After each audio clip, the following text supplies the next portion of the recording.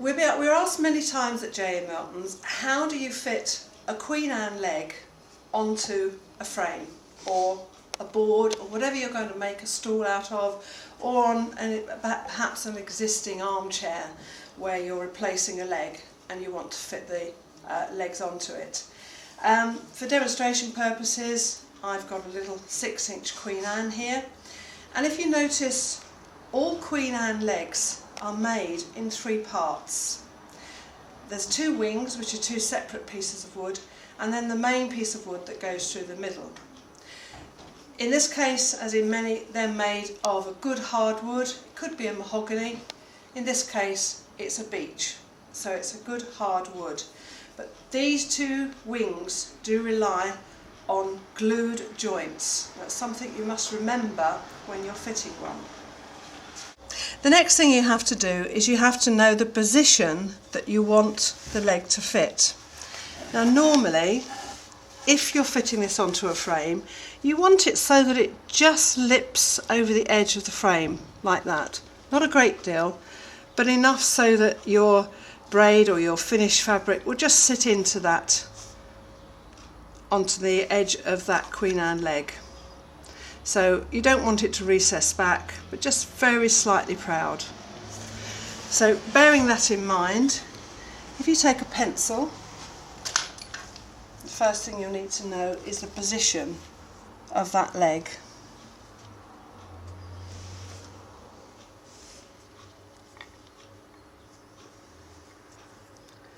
So just mark the position of that leg on your frame. And you see here what I've done is I've put the mark of the screws, the position of the screws that I'm going to use. Now 3 screws are better for this because you're going down through the frame, fixing your leg on. 1 screw is going to go from the centre down through that main piece of leg, and that needs to be your longer screw with about that much going into your leg. It's about 1 centimetre to 1.5 centimetres. The side screws, these 2 screws here, would be shorter, but they're just nipping into, maybe by 1/2 to 1 centimetre, no more, into those 2 wings on either side, because 1 centre screw on a Queen Anne leg would cause it to twist, and you don't want it to twist out of position. So these 2 side screws are merely just to nip the points into these wings so that the leg doesn't swivel around. So the next thing we're going to do is we're going to drill these holes into the wood.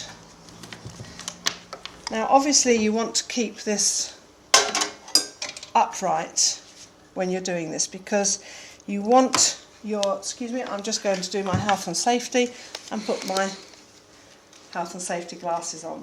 Always remember, when you're doing a job, safety counts. So we're going to drill through into this wood. It's very hard wood, so my drill is probably going to get very hot.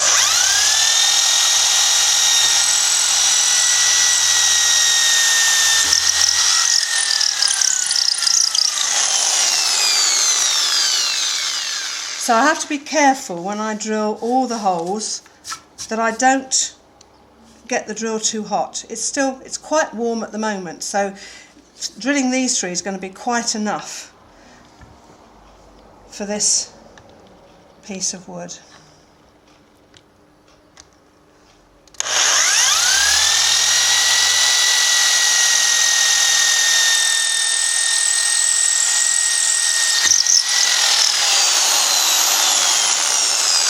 And then the 3rd hole.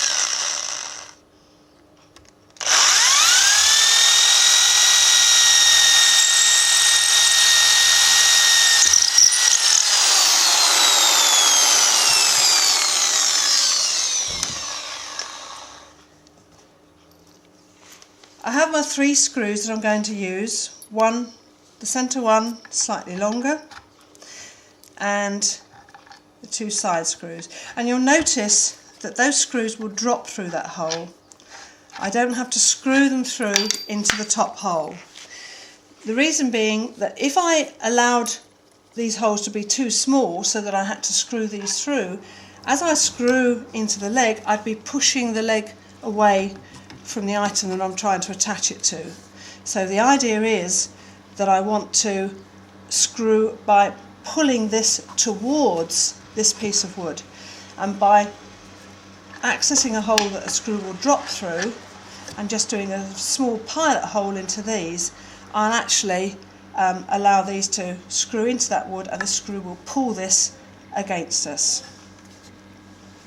The other thing I need to do, if you notice, these are not dropping flush down into those holes. So I need to countersink them. You can use a drill countersink, or this is just a simple hand countersink tool, and it allows us to drop those in. Just probably needs a little bit more into that. It's quite a big head on that big one.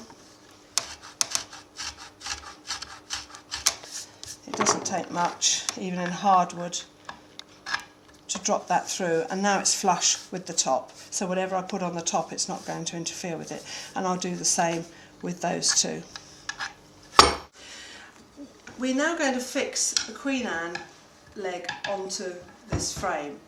It's going to have a little bit of PVA glue just to help it along and make sure it's sticking, but PVA glue works by penetrating the wood, and one of the ways you can make it penetrate the wood is to actually score the surface of the wood that you're going to put the glue on. And make sure it's fairly rough. It can be done, this is just the end of a screwdriver, but this is going into the end grain of the wood, so that's not too bad. But when you turn this over where it's going to fix, it's a good idea to actually, you can use a mallet and just chisel out lengths of wood just to rough it up, or just score it with a chisel. It's just to give the glue something to bite into when it's fixing on. Obviously the screws are really holding it into place, not the glue. The glues are just an extra reinforcement. So I'm just putting a small amount of glue on here and onto the end of my leg.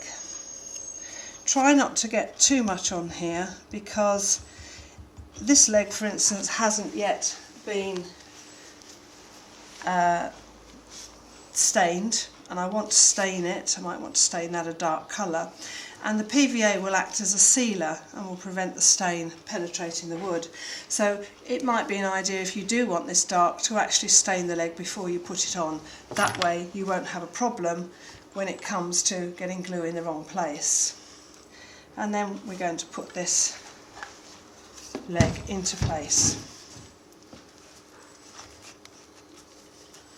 Now, so far I've done one pilot hole, which would be a good idea if I can get that into place before I do the other two pilot holes.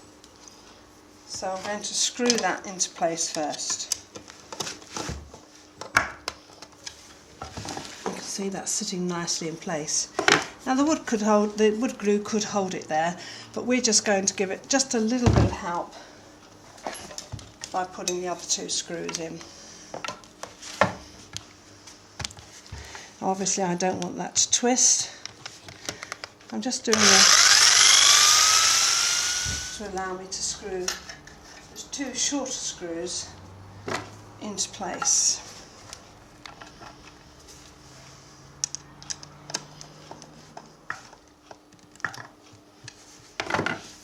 And there you have your Queen Anne leg in place. Now there is another scenario whereby you can't access the top of your frame, and you have to put your legs on from underneath. So you could only access a chair, for instance, if you were changing the legs on an armchair, and you can't get to the top of the frame, so you're trying to access it from underneath. In that case, you'd need to put a leg on, a screw in, I should say, into your leg that actually goes from in that way into your frame. And it must pass through the main section of the leg. You can slightly see that join that's in the wood. It must pass through the two. So it would go through at that angle. Now you would countersink it into the leg, so it'd probably drop about that far, so this screw would be plenty long enough, and we'd go in at that angle there.